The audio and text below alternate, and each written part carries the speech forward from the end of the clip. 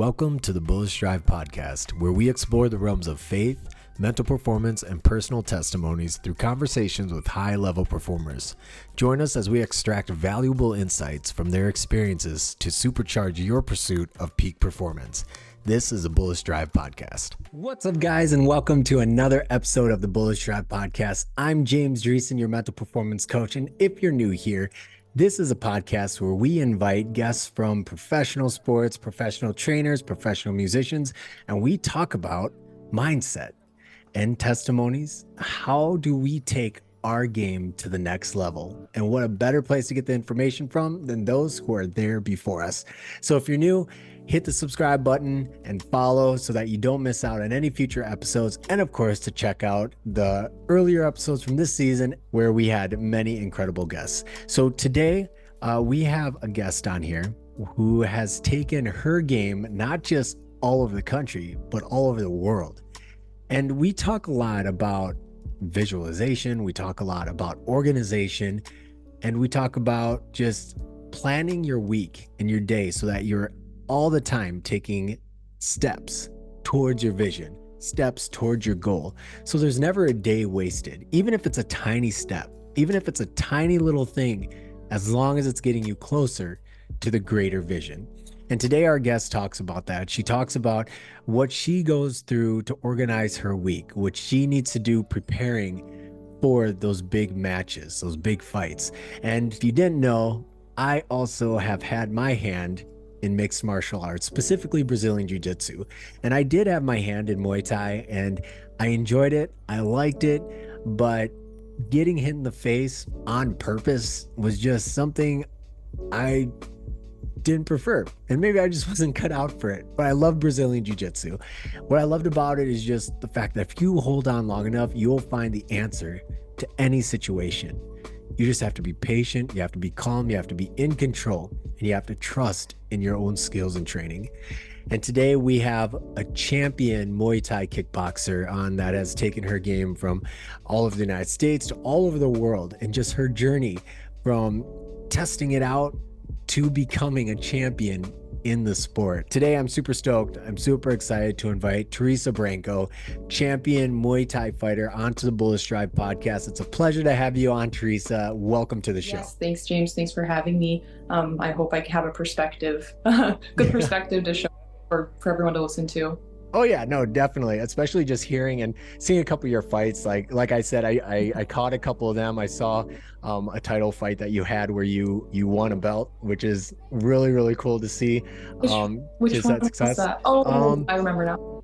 Yeah, it was about 9 months ago, I think, on the timestamp it said. So, but yeah, it was really cool to see that. Just love seeing you get in there, and especially with combat sports. I feel like combat sports is one of those sports arenas where there really is no discrepancy really between female and male athletes. I feel like I come from a Brazilian Jiu-Jitsu background, and I know that when I competed, like, it didn't matter if you were a man or a woman. Like, if you had the technique down, like, you were going to get your butt kicked either way. So can you talk a little bit about that? Definitely. I have also trained Jiu-Jitsu.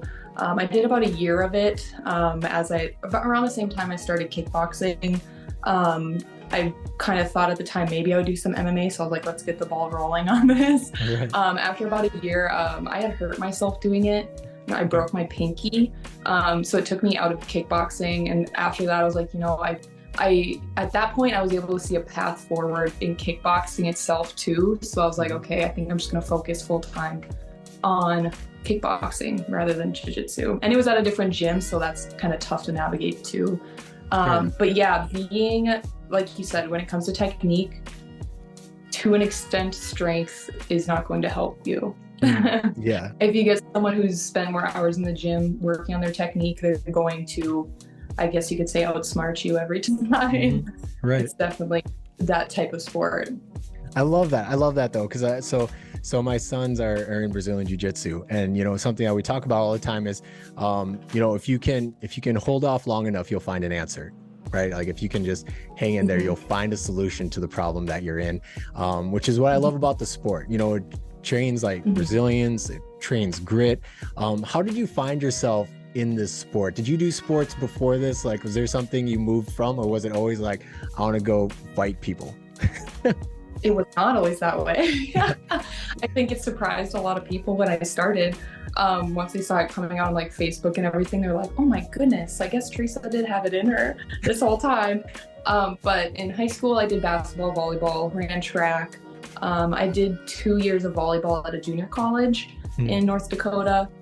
So definitely an athletic background. I always loved competing. And I thought what I really liked about it was the team aspect. I know when I graduated, I moved to Minneapolis with my husband. And it was just that point in my life when I didn't have that much going on. I was like, I need something. There just gets to be that point where it's just like, there's something I need to be doing. You know, you come home from work, like, I need to challenge myself.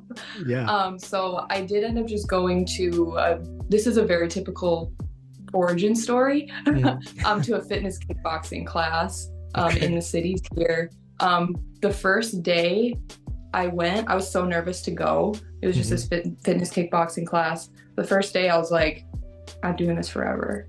I literally thought that to myself. I was like, this is it. I was like, I loved like learning the technique.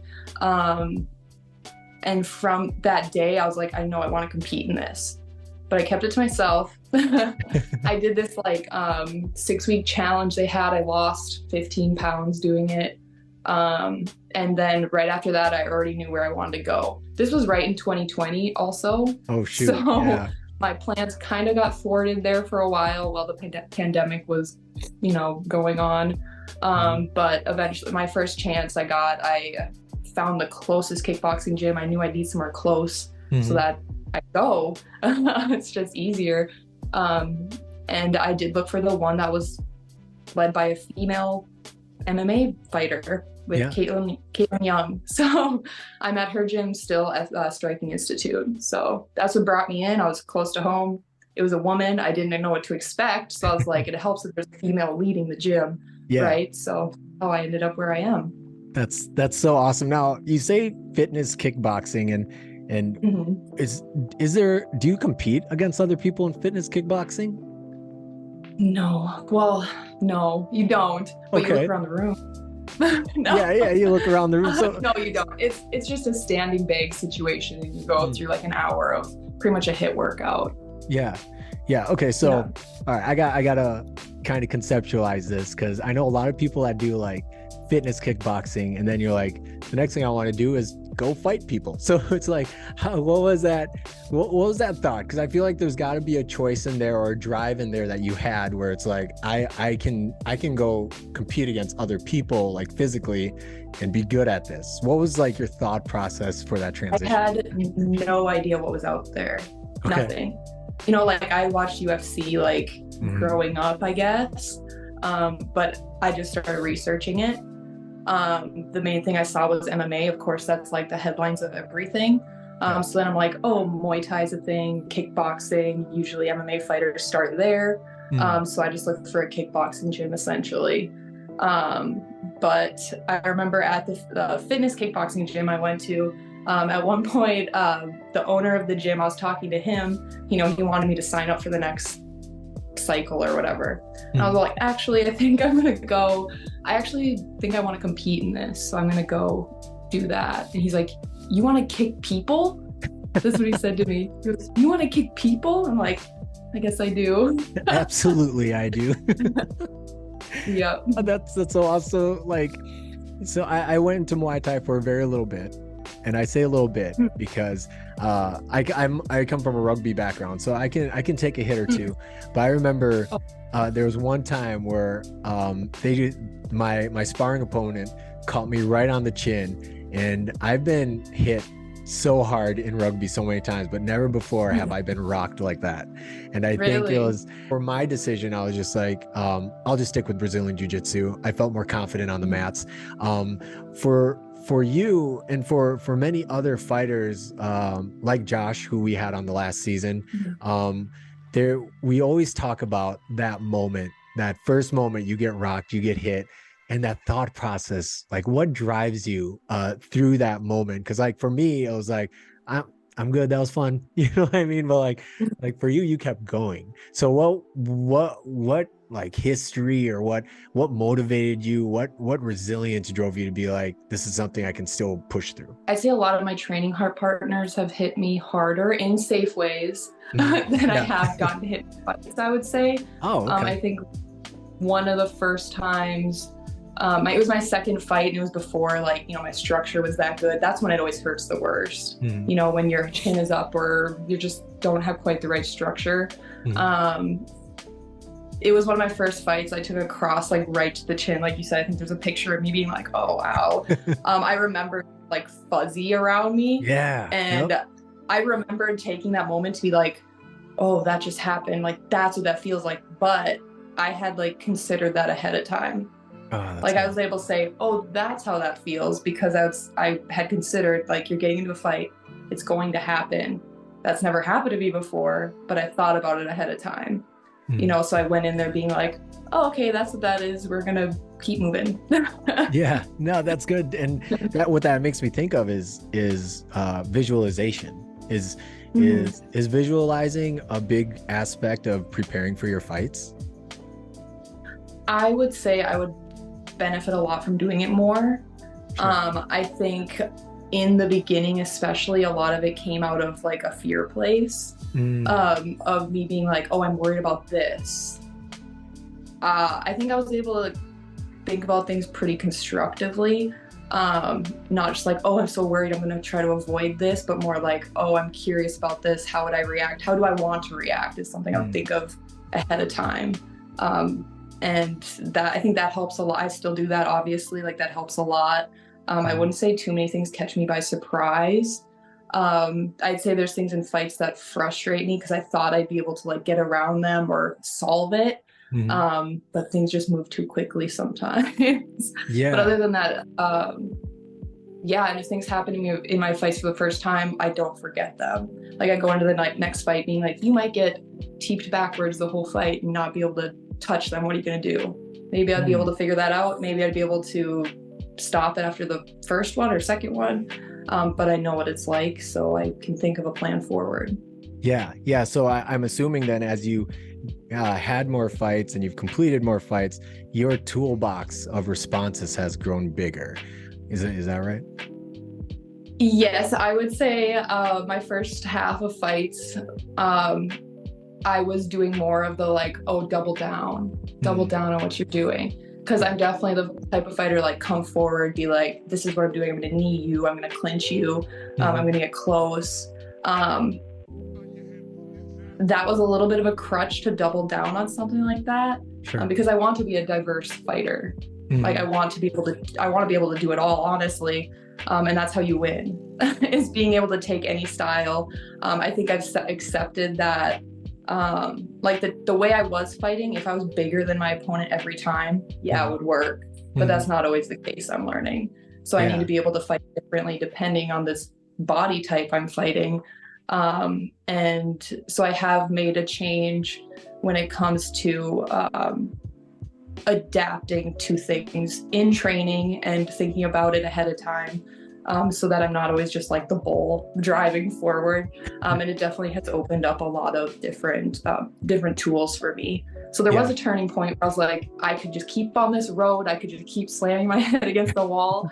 Or I could learn how to sauce it up a little bit. Sauce it up a little bit. I love that. Yeah. That flexibility, right? That's sometimes what separates the greats from the goods, right? It's just being able to adjust the situation. I can imagine that's a lot of training and, just staying in there, staying engaged. Something you said earlier, you came from a history of team sports, and now you're moving into, I feel like, a sport that's very individualized. How did that change your mindset about athletics? Yes. So obviously track and field is more individual. But basketball, volleyball, very big team sports, you rely on your teammates every single play. This was something different. And I think it took a lot of pressure off for me.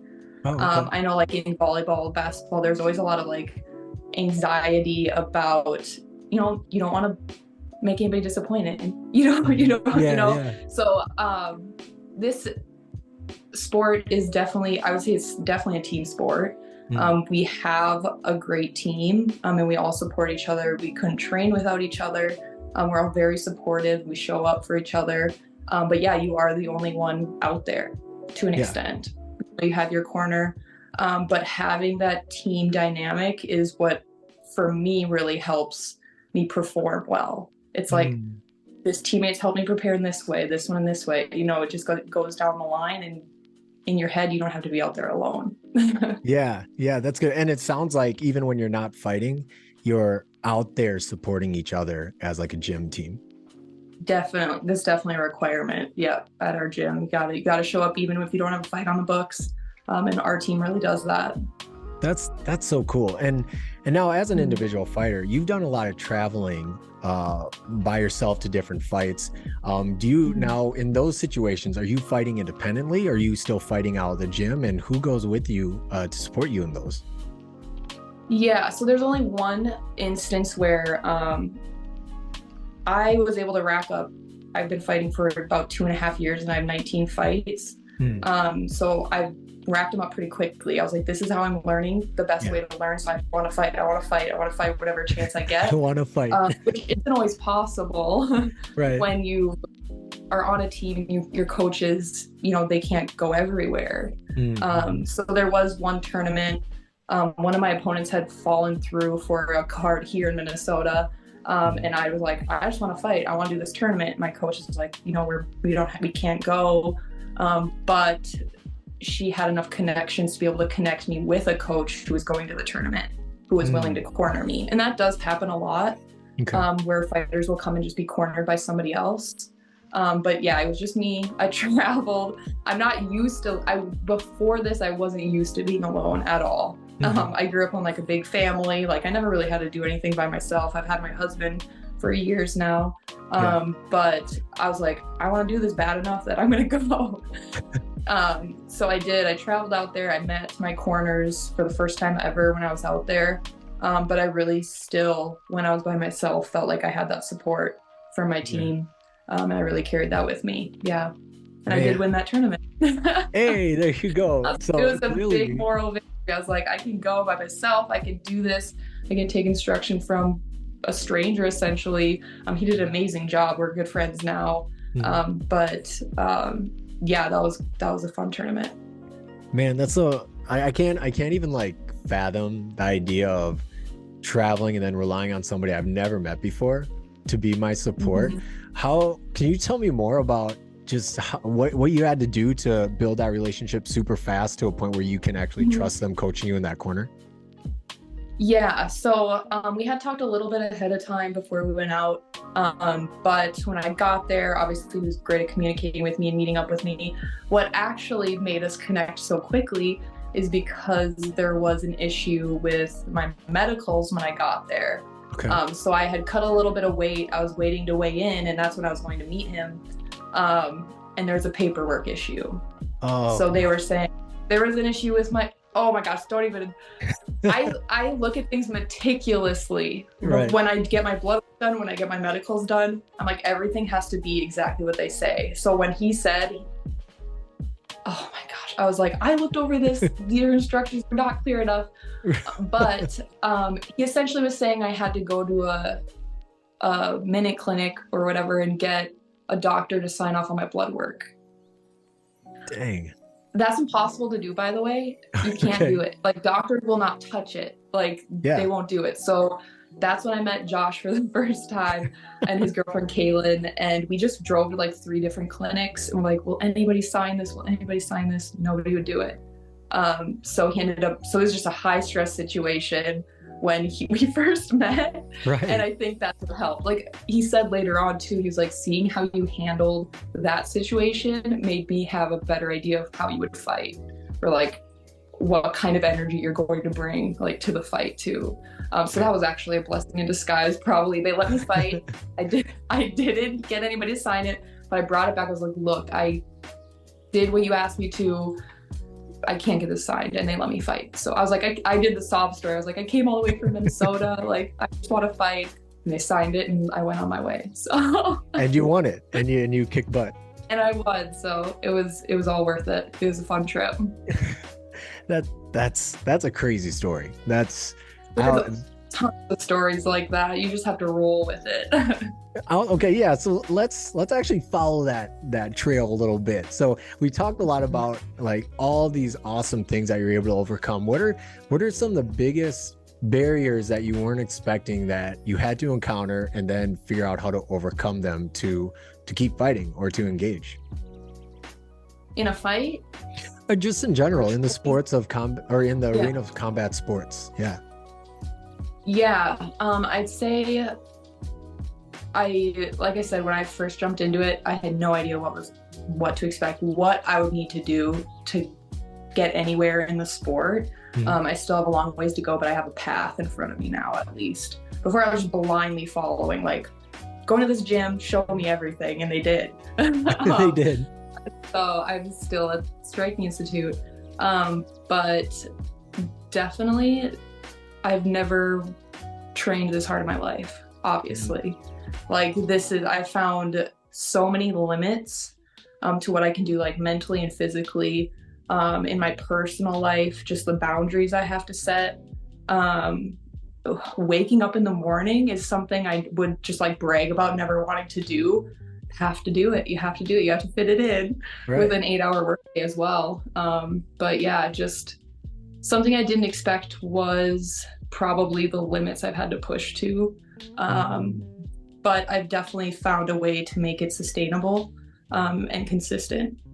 Yeah, that's so good. I can imagine with, like you said, balancing an 8-hour workday, waking up early, fitting in your training, like the stresses of that can lead to being overwhelmed, can lead to all these other side effects that can be self-damaging. How do you avoid that? How do you organize your day so that you can maintain healthy psychology, healthy, your mental health? It took a lot of learning and practicing and just, like I said, finding my limits on things, finding what gives me the most bang for my buck and being efficient. Definitely just find, like I said, what is going to be the best use of my time. And I'd say just keeping the stress down is the number one thing. Easier said than done. I'd say definitely, since this is a weight control type of sport, I think that's the biggest challenge, 100%. In my position, it does, or for women athletes in general, there's not as many competitors out there. So the situation I've found myself in is like, if I want to fight, I have to fight at this weight. I could find, it's just tough that way. So when you're training, pushing it and not eating enough, that is like the worst. Right. But it's something you have to, if you have the goal in front of you and you know where you need to be. And if you can keep it consistent in between fights is the number one thing. It has to be consistent. You can't count on losing a ton of weight in fight camp. I keep telling myself that. I'm like, you can't wait till fight camp to get to the weight you want. You have to do that in between fights. Otherwise, it just adds a lot of stress to your fight camp. Yeah, just hearing you say that is like stressing me out. Like, I like to eat, so that sounds terrible. Where my heart rate is going to. Like one of my hobbies is eating, I think. So it's about finding routines for that and finding good choices.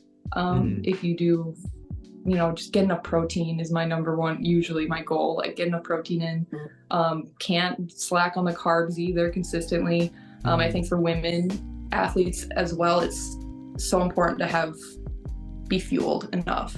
Even if you are fueling at the proper times of day around your training and things like that. Man, that's wild. So you speak about routines. How did you start conceptualizing your routines for somebody who's getting into this? They want to start off on the right foot. What's kind of your first step to setting up really good routines for this type of career? Yeah, so in the beginning, I read a lot of books and listened to a lot of I had a job at the time that allowed me just to listen to podcasts all day, essentially.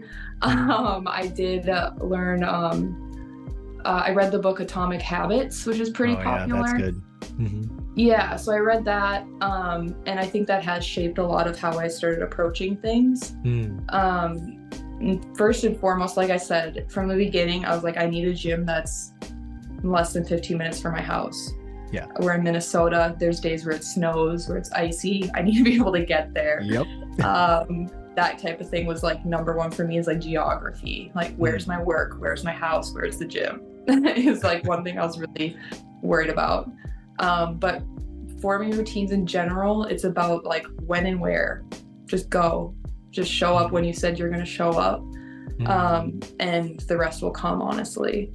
There was usually when in between fights, when it gets to the point where I'm like, okay, I need to start, like, I'll run occasionally, but when it gets to the point where I'm like, I need to run every day, I'll just set up like on my calendar, run the next 3 days. Right. Like short-term things you can hit. Like if I was literally sitting there, I was like, I have to run every day. That sounds so hard. But then I was like, just do 3 days. Yeah. So I ran 3 days in a row.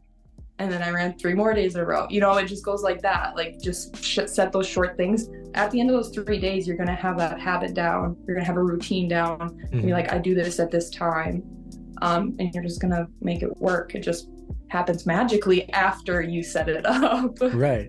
I love that. You know, they always say that the hardest step is the first step. I think the hardest step happens after the first step. It's the step to keep going, right? And I like how you tell yourself like 3 days, now another 3 days. Like, that's such a good way to motivate yourself. So I love that.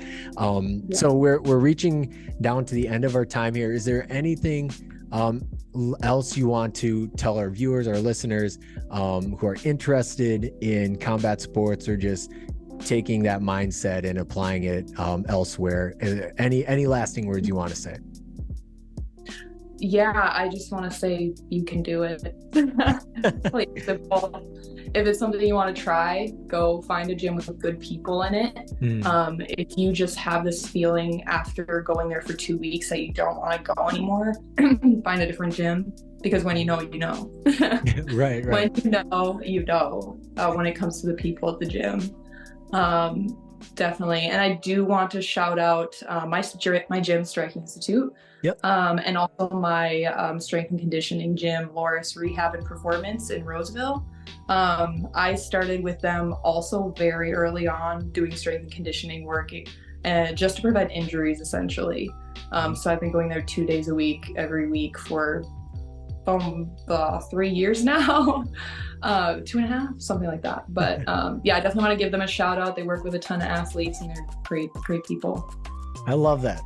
Well, thank you for being on. Yeah, thank you so much. Thank you so much, Theresa, for coming on the show. And if you're an athlete or musician who wants to take their game to the next level, reach out to us at www.bullishdrive.com. We'd love to chat with you and see how we can partner to elevate your game. And if you're new to the podcast, hit the subscribe and follow button so you don't miss out on any future episodes, and of course, to catch up on any past episodes that you may have missed. Thank you guys for joining us this week. We'll see you next week. And always remember, it starts with you, and your destiny is waiting.